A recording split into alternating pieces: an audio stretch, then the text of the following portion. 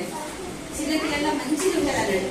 అప్పుడే కొట్టుకుంటారు. మళ్ళా టీచర్ వచ్చి ఆడంటమ్మా లైన్ కొంటుంటే ఒకటి ఒకటి చేసి పట్టుకొని చాలా కలుపుతుంటారు. మన ముందే కలుపుతుంటారు.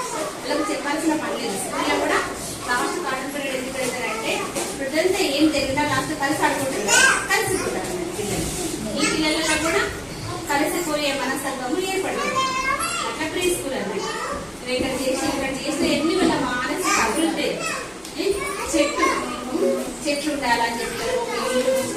ప్రతి ఒక్క విషయం వీళ్ళు పిల్లలతో అన్ని చెప్పిస్తారు. ఆటలు ఉంటాయి.